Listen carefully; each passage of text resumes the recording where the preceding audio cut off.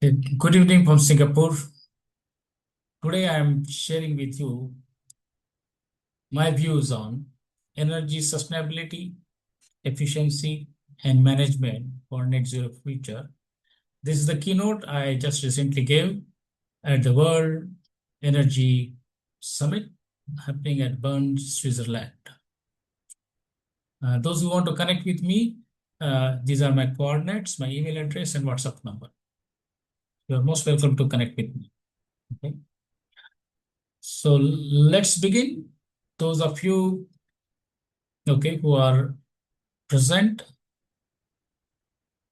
first I will go through introduction and give you what is current scenario. We'll quickly look at what is energy sustainability, efficiency, and management means. Net zero future, what are challenges and opportunities in achieving that, and finally we'll have summary and conclusion. Okay. What is current scenario? Okay, so I will briefly share with you. All of us are facing. I'm asking this question, and those who are interested to write, you can put their comments. Is there scope for hope considering our quest for modern luxurious lifestyle? Yes, we want to follow those, okay, who are using big houses, big cars, guzzlers, and helicopter and private jets and something. We have to ask that question. Is this quest for modern luxurious lifestyle where it is leading to us? Second, geopolitical conflicts. We know the immediate impact of Middle East crisis, Russia-Ukraine war on the energy supply chain and more. Rising population, each of us need energy and we also emit greenhouse gases. So it is going to cause dual problem in our addiction to oil, because we are still dependent on diesel and petrol for our vehicles, predominantly globally. So question arises, what type of development should we aspire to? On your left-hand side, we are saying, okay, sustainable type, clean and green and useful one for everyone, healthy. On the other hand, we have got destructive type, polluting industry and polluting to the air, water, and transportation system, also damaging our environment. So what kind of development we should go for? On the left-hand side, sustainable, and in India, in Hindi, we call it Jakas Vikas. Okay, Jakas development. Sustainable development, on the other hand, destructive or Bhakas type of Vikas. So what is it we want to? We have to decide, okay? And United Nations has given sustainable development goals to help us to move in that direction. Many countries have come together, and my today's presentation will predominantly focus on goal number 7, affordable and clean energy, which will be supporting goal number 6, clean water and sanitation, goal number 13, climate action, and most importantly, quality education. Through this one, if we take some actions, it will be useful. Yes, there are various definitions, and one of the definition I liked is like energy sustainability is the practice of meeting current energy needs without depleting vital resources or compromising the ability of future generation to meet their needs. It relies on holistic balance of 3 core pillars: environmental protection, economic viability, and social equity. Okay. So simplified energy that meets the needs of the present without compromising environmental protection, social responsibilities, and ability of the future generation to meet their own needs sustainably. So this is the definition, or you can say general framework I'm going to follow, and my presentation is based on that. The first thing first, we say use energy management system protocol, which is ISO protocol 50001 and more. It helps organization to better manage their energy use, thus improving productivity. Okay, I will show to you. And This is not only I'm saying it, the World Energy Council in its statements on the energy efficiency say one of the important steps in our quest for sustainability should be to achieve energy efficiency in the entire energy supply chain and utilization channels. What it means is generation, transmission, distribution, and utilization. So everyone has a role to play. Okay. Let us look at Rising energy costs are hitting our small businesses But energy hard. efficiency is solution. We upgraded to smart climate controls. And we cut consumption by 30%. Save energy, power your future. So this is one of the message generated from Germany. Thank you very much. So International Energy Agency, IEA, has proposed or said that substantial energy and greenhouse gas savings at low or negative cost can be achieved by energy efficiencies.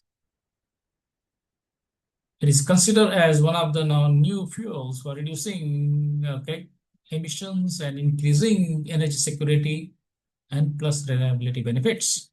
It enhances business competitiveness and social welfare. This is what IEA is saying, okay? On the other hand, 50 kilowatt fan system. We must under systems energy flow. These standards and flow. These standard readings are vitals, reveal massive energy savings. Here is our final audit report. Okay, so if you carry out systematic energy audit, you will see that there is a scope to reduce your energy consumption and save money, save energy, save money, also reduce pollution. If that being the case, it should be our first weapon, first weapon in our portfolio to address it. Whether it is an organization, individual, homes, institutions, or nation. Obviously, all of us are now trying to meet the supply because of the crisis we just faced. At present, we are predominantly using fossil fuels, and which is causing pollution. We know it. It's called the destructive way to do it. On the other hand, yes, science, technology, engineering, arts, and mathematics, STEAM education has helped us to improve photovoltaic energy, solar thermal energy. Obviously, PV requires substantial storage and battery. That is another challenge we have got. So whatever gains we may be getting, we may be giving up if we use too much of batteries. Micro hydro, not the big hydro power stations, which can generate small quantity, and the micro wind. Okay, bigger ones are facing challenges. They can go offshore. It's okay, and then use what we call is waste to energy. Okay, these are the ones which are being promoted. I will share more about it. So choice is very straightforward. On the left-hand side, destructive. On the right-hand side, sustainable one. Education is important aspect about it. STEAM education. We face major LPG problem, okay, liquefied petroleum gas. Because of the war, now solar thermal can be used to take care of heating requirement, heating, steam, whatever required, plus cooking also, okay? Yes, it is requiring higher space, and therefore a research is required, but currently it can be used. It reduces your reliance on the imported LPG. Yes, it has higher efficiency than PV. It can create electricity continuously. Yes, there is a possibility. However, you can still, those who are from education institution, research institution, there is scope to carry out research and development to make it more efficient, reduce the space, size. Yes, there are certain developments happening. The size can be reduced from current one to half or even by 1/3. That will also be fantastic. That's the one part. Obviously, demand side, they are recommending move away from the dependence on the diesel and petroleum and go for electric vehicles. Obviously, major challenge is getting that batteries. Okay, batteries require rare earth, and that is another problem. Okay, however, this could be potential solution for those countries which depend heavily on the diesel and petrol. hopefully provided they use the grid supply, which is coming from the more renewable sources. Another major problem for us is we are creating huge quantity of waste. They are burning and dumping waste globally. Okay, globally. Now, can this waste be converted, bio waste be converted into energy using a technology which is available now and it can be improved further through research and development. So by immediately we can use the digester to convert this bio waste into biogas, and that biogas can be used for heating purpose, combined heat and power, as well as generating electricity. And this will reduce some rely, okay, that will not do that. So whatever the waste we have got, and we are going to create more and more waste, it is a, instead of burning and dumping, can it be converted into energy? That is a renewable source. Also, there are research going on to use algae and other sources to convert them into hydrogen or equivalent bioenergy. So this is straightforward. So coming back to goal number 7 is sustainable development goal number 7, affordable and clean energy. So what they mentioned there is, one, we want to have universal access to modern energy. I just mentioned to you, increase global percentage of renewable energy. Here I recommend more on the distributed solution rather than relying heavily on the centralized one. Double the improvements in energy efficiency. Yes, strongly recommended. IEA is saying, World Energy Council is saying it. All of them are now recommending it, and this is one of the very important source because it increases your business competitiveness, reduces cost, saves money.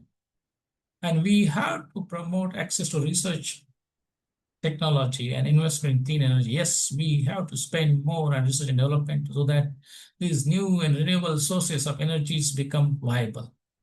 And obviously expand and upgrade energy services for developing countries. Dominantly, developing countries feel that they do not have resources to carry out research, but I think they have got talent. They can use other aspects to make it better, and with the help of AI, it can be even better. Obviously, these goals have been set several years back for the 2069. A lot of time is there. Can be. The next question arises: what is net zero? Okay, what is net zero?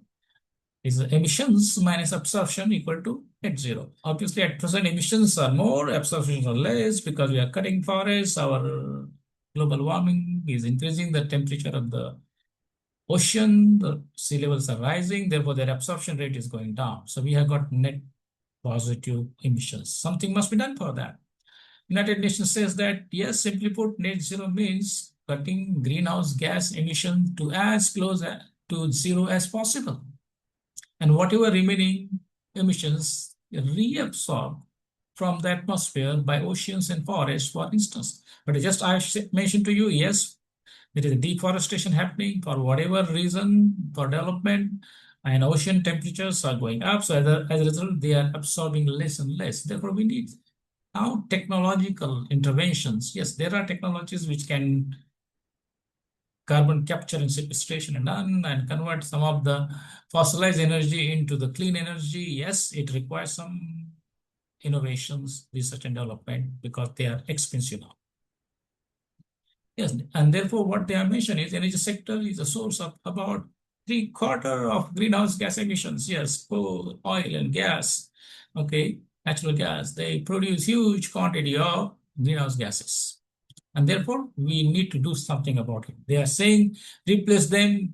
One of them is small modular reactor, SMR, nuclear reactors that are coming up. Advantage of that is comparatively less costly. It can be deployed faster. Okay, it has enhanced safety features because of which we don't know that problems about the big nuclear power stations. And there is a scope for reprocessing nuclear waste. So if these features are incorporated, there is a good possibility that more and more nations might like to do SMRs. Yes, at present it is expensive, therefore more research is needed. Something has to be worked on. So how we take our path to net zero? reduce our reliance on polluting coal, gas, and oil-fired power station, and also diesel and petrol vehicles, and replace them with the appropriate renewable, less carbon-intensive, more environmental friendly resources. This is the one. And I know if you don't do it, then you have to face what we are facing now. Okay, the oil prices, gas prices, coal prices, everything is going up, volatility, and it affects our economy. It affects employment. It affects everyone, security, and therefore we need to take action. Just thinking will not be there. Okay, we have to take actions. We have to lobby to our leaders, asking them to reduce their carbon footprint, not to travel unnecessarily with the big private jets and don't need those, okay, welcome parties at the airport, wasting time. Ask them to go to do the business. So how to achieve net zero? Okay, one, we reduce our reliance. Obviously, it needs a global effort. So United Nations climate change conferences are happening every year in the month of November, December. Okay. At COP28 in Dubai, I had a privilege of attending this one.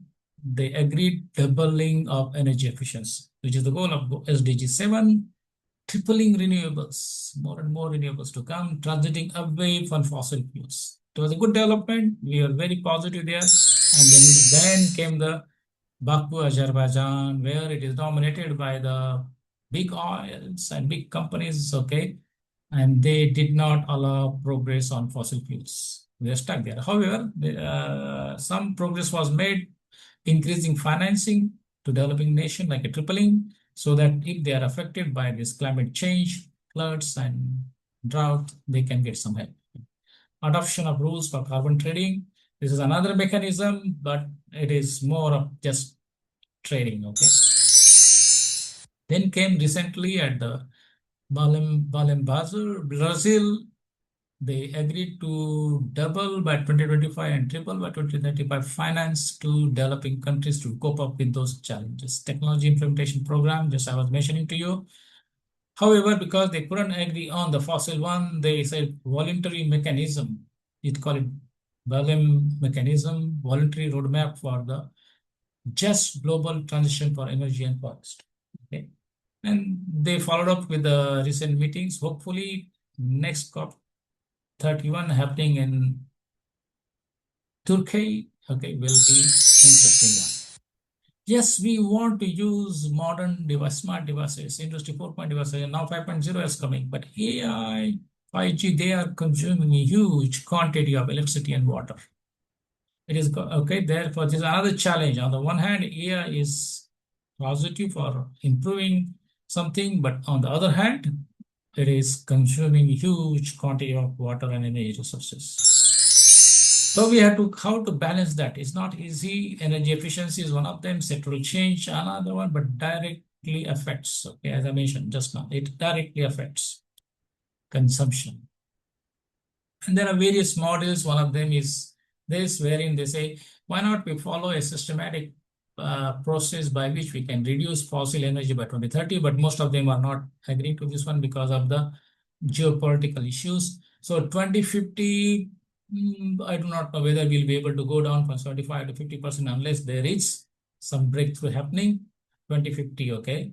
So we have to increase reliance on bioenergy, hydro, nuclear, and solar, wind, hydrogen, and other things. Okay. So there is this short video which might help us to understand.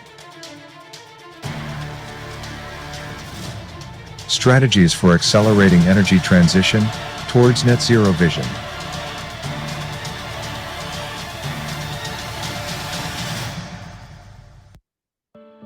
The unprecedented pandemic, climate crisis, and global conflicts have adversely affected energy transition goals set at the Paris and Glasgow Accords. The top three most significant greenhouse gas emitters, China, the United States of America, and India, have, in principle, set a goal for net zero emissions by the years 2060, 2050, and 2070 respectively. As the world economy attempts to recover from unprecedented pandemics, demand for energy is increasing, and is expected to increase further. Consequently, energy prices and inflation have been rising. While attempts are continuing to address supply-side constraints, they are predominantly focused on fossil energy. In view of almost negligible greenhouse gas emissions and energy security issues, proponents are once again promoting nuclear energy. On the other hand, efforts for the substantial deployment of clean energy resources, including green hydrogen, to address the energy supply, have been made. They are constrained by low reliability, storage, higher cost, and transfer of technology. Measures such as energy conservation, energy efficiency, and clean and green energy technologies in the entire energy supply chain have to be adopted as advocated in the International Energy Management Standard, ISO 50001. In addition, research, development, and deployment of smart, clean, and green energy technologies need to be accelerated. Smart grids, microgrids, smart meters, data analytics, artificial intelligence, and digital twins have a crucial role in the efficient management of the power and energy sector. What strategies can, therefore, be adopted, adapted, and accelerated for an energy transition towards net zero vision is the theme of this presentation. I would like to appreciate the efforts of Ajay Venapu, who has helped me to put up this video. Thank you very much.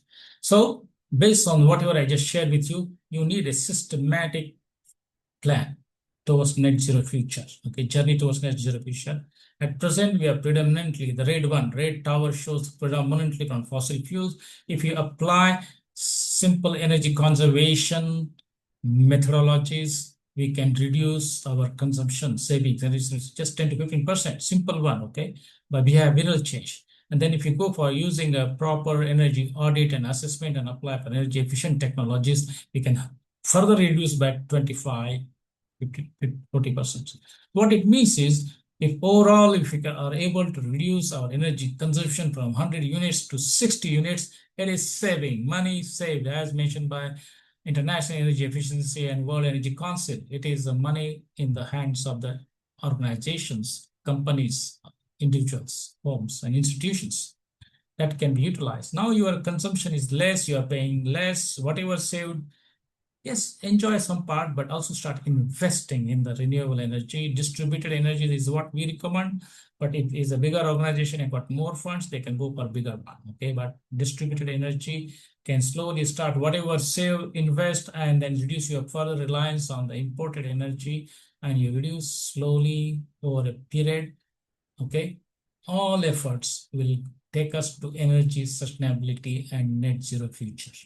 Yes, it is a journey. It might take, depending on your investment, research and development, and willingness to do it, from few years to more. Okay, hopefully by 2030 to 2050, we are able to hit that target. This is a systematic process. Everybody can form. Okay, everybody can. So, how to make energy sustainability net zero? Okay, earlier I shared with you this definition. Now, what we can do? Okay, our recommendation is just add two simple words. Energy that meets the needs of present, not greed, without compromising environmental protection, social responsibilities, and ability of the future generation to meet their own needs sustainably, not greed. If you follow this one, definitely we will be able to move in that path of net zero emissions, minus absorption, net zero. Probably we will have good news coming by next decade. Yes, conceptually, net zero pollution, net zero waste, net zero energy at its best. We want it. Make them part of everyday routine and keep our surroundings clean and green. If we, each one of us take that one, individuals, organizations, institutions, nations, regions, We are on the path of net zero systematically. Yes, we have been providing these kind of programs, research and development work, as well as capability development. We'll be happy to provide to anyone who is interested. This is my LinkedIn profile. Those who want to interact with me can do so. Vision, affordable and clean energy goal number 7. Okay, with a net zero in mind, can be systematically achieved. We are committed for this. We can do that. Okay. Thank you very much for giving me opportunity to share with you some of my views on energy sustainability, efficiency, and management for net zero future. I look forward to interacting with you. These are my coordinates. Whatever you want to do it, you can always interact with me, and we'll be happy to work with you collaboratively to make this one happen. Thank you very much.